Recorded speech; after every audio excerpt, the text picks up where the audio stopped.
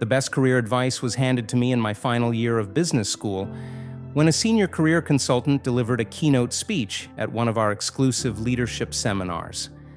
At the time, it seemed insignificant, but after working in the corporate world for a few years and then as an entrepreneur today, I look back at that advice and I realize the profoundness of it. He advised us that every year we should print out a copy of our resume, review it, and then ask ourselves these three questions. What skills do I have? What skills do I want to enhance? What new skills do I want to add to my CV? He spoke of nothing else but skills. Which is ironic, given how too often in life we chase the job titles and company names. I want to work for Google, or I want to be a marketing manager at this startup, or I just want to be a life coach. Sure, that's great, but here's the universal truth about job titles. Job titles are empty. Anyone can call themselves a CEO, but it's the ones who actually practice the role day in, day out that build the skills of a CEO. Anyone can be a writer, but it's the ones who publish articles every single day that will hone their writing skills and thus develop their persuasive and storytelling skill set.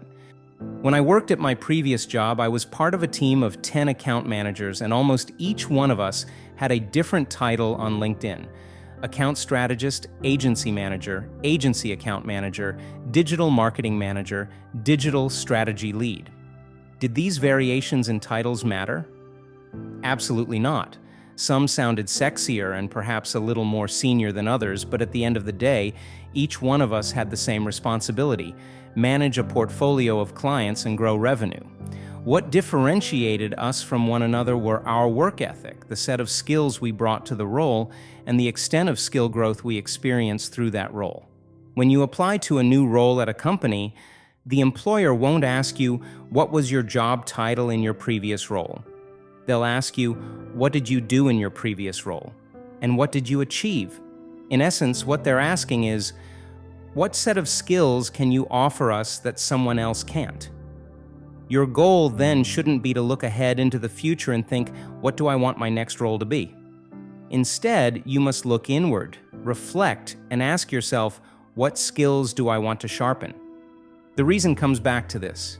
Titles inflate your ego. Skills inflate your value. Titles are shallow, obsolete, and vague, and they inflate and deflate with the trajectory of the economy. For instance, there was a 2008 to 2013 study done by LinkedIn that examined over 259 million LinkedIn users' profiles to determine the 10 hot job titles that barely existed in 2008. Here's what they found. iOS developer skyrocketed from 89 in 2008 to 12,634 in 2013. Zumba instructors from 16 in 2003 to 6,331 in 2013. And digital marketing instructors moved from 166 in 2008 to 2,886 in 2013. With the rapid advancement in technology and the growth in automation, those jobs may no longer exist in 10 years' time. Maybe digital marketing becomes automated by artificial intelligence. Maybe the demand for Zumba plummets in popularity due to a surge in demand for Pilates and yoga. Regardless of what happens to these jobs, it's the depth of skills that these developers, instructors, and specialists will compound over the next 10 years that truly matters, because it's these skills that will form the currency through which their value will be appraised. They can charge higher for a client or demand a higher pay grade based on the skillful expertise and years of experience in a particular field, but not on the titles they've previously held. Here's what makes skills so special. Skills are concrete. You either have a skill or you don't. You can't fluff your way around it. You either have the skills to facilitate a workshop or you don't. You either know how to set up and optimize a digital advertising campaign or you don't. And if you're not very good at this particular skill, you can improve it by practicing it. Skills are complementary. You can combine different skills to form a skill set. I combine my skill of writing with my persuasive copywriting to drive action, storytelling to entertain, and SEO to publish articles that rank higher on Google search. Skills compound over time. The more you practice a skill, the better you become at executing it. Think of Picasso and the skill of painting. Think of the greatest salesman you know and their skill of selling. Think of you and the skill of driving.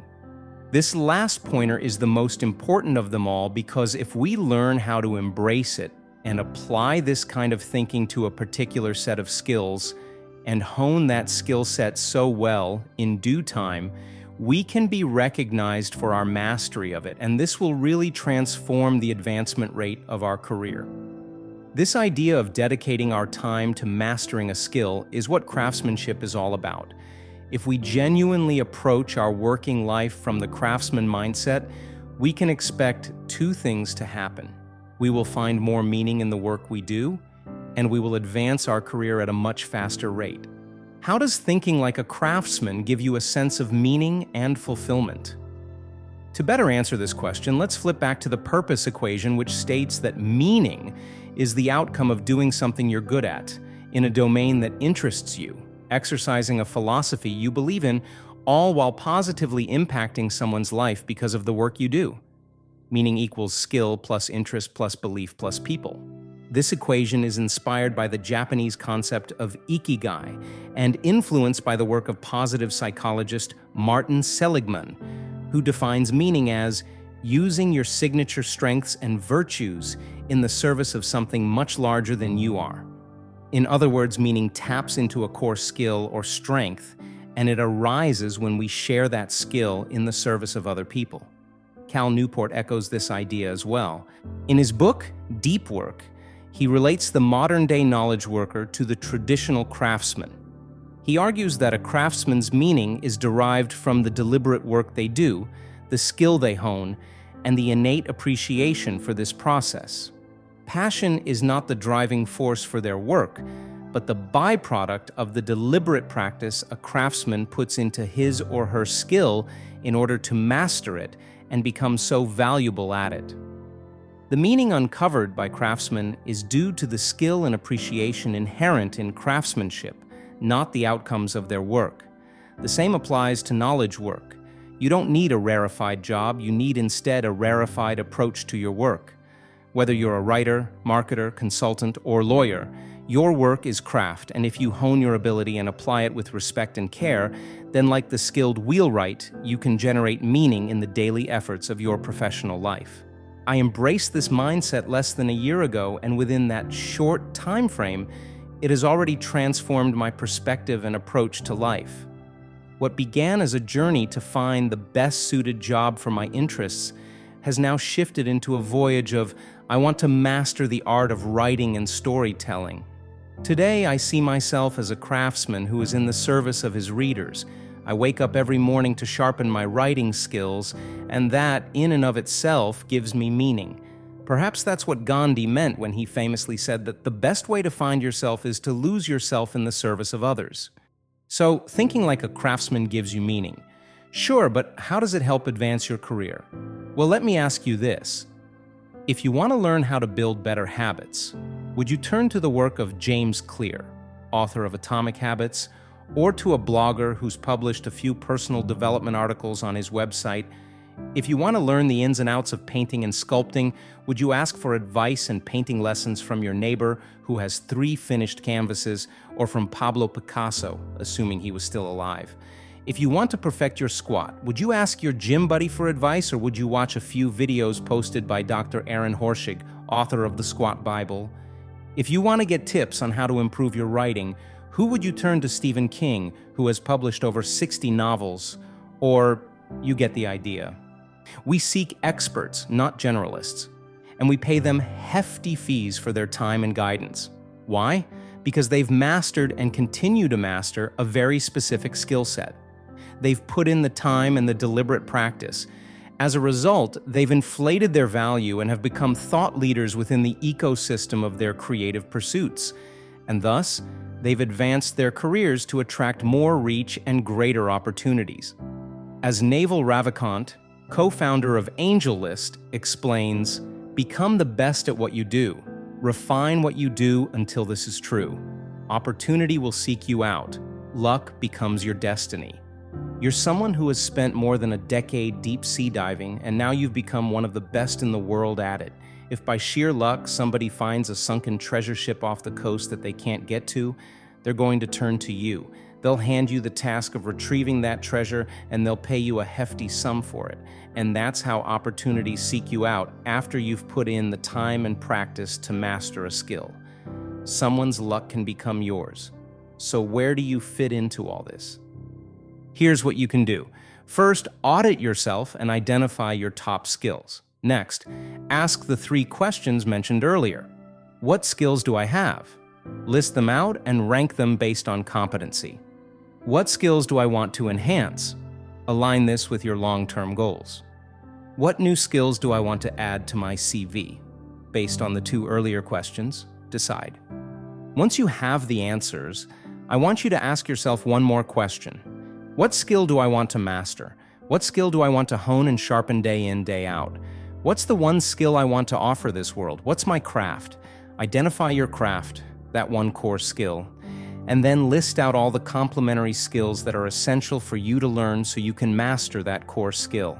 It's the deliberate daily practice of your core skill, combined with your complementary skills compounded over time, that will help you achieve mastery. Mastery equals core skill plus complementary skills plus deliberate practice plus time. For the next few years, I'm working on mastering the art of writing and storytelling. That's the core skill that I'm focusing on. That's the craft that I want to master. Learning more about SEO, how to write better headlines, how to build a narrative, and how to structure a story. These are all complementary skills I will learn to help me hone and differentiate my craft. You can do this for any field of work. Are you a content creator on YouTube? Your craft is videography, but there are a ton of skills you will need to learn: storytelling, editing, lighting, voice adjustments, transitioning, narrative building, community management. Are you an account executive? Your craft is the art of selling, and your complementary skills include cold calling, objection handling, persuasive selling, and relationship management. While it's your craft that you want to master, it's your attention to the complementary skills that will differentiate you. Mastery is a word we don't use often. Perhaps it's because the philosophy of thinking like a craftsman has eluded us. Or maybe it's because, as a society, we've grown fickle. We're now easily bored, excessively hopping around, and never truly committing to one thing and staying consistent in it long enough to experience what it means to master something. Mastery is not the same thing as perfectionism, because perfectionism is an illusionary construction. It cannot be measured and it cannot be reached. Perfectionism is completely subjective, and its value is weighed in the eye of the beholder. Mastery is not the same as success either, because success is an event-based outcome. It's defined by a single moment of victory in the future. So what is mastery? Mastery is the constant pursuit of continuous growth and infinite improvement within a specific subject matter. It's the persistent compounding of knowledge and experience in a subject or a skill. It's more a process of refinement than it is an outcome. Mastery in any area of life is the natural aftermath that sprouts from the deliberate practice and engagement in that area over a prolonged period of time. Everyone can master a skill set in their lifetime. We just think we can't because we look at someone's chapter 20 and compare it to our chapter 2 and think, I suck at this, before even considering the fact that the person we're comparing ourselves to has put in the time over years to master that craft. We all begin as novices. With time and deliberate practice, we become experienced. We go from an intern account executive, a novice, to an account manager experienced with 3 years under our wings. As we continue honing that skill set, we move into the professional field with 5 to 10 years of experience. Add another 10 years of deliberate practice of that skill set, and you're now playing in the league of mastery. To become a yoga instructor, you need to log in 200 hours before you can collect your first certification and move from novice to experienced. To become a commercial airplane pilot, you need to clock in 1,500 hours of flying to become a professional licensed pilot. But to achieve mastery, both vocations will require years and years of further practice, education, grit, and growth. As Daniel Pink writes in his book, Drive, mastery is a mindset. It requires the capacity to see your abilities not as finite, but as infinitely improvable. Mastery is a pain. It demands effort, grit, and deliberate practice. And mastery is asymptote. It's impossible to fully realize, which makes it simultaneously frustrating and alluring. Don't chase titles. Build a skill set that will inflate your value and accelerate the advancement of your career. How? Think like a craftsman. Choose a craft you want to master. Identify the one core skill that will form the foundation of your skill set. Identify the complementary skills that are essential for your growth. Get to work and hone that skill set through deliberate practice every single day for the next decade. As you continue to master your craft, so will you open the doors to new opportunities in your career. As Cal Newport wrote, "If your goal is to love what you do, you must first build up career capital by mastering rare and valuable skills, and then cash in this capital for the traits that define great work." A craftsman is a person who is incredibly skilled in a particular craft. What's your craft? And what skills are you sharpening or adding to your arsenal?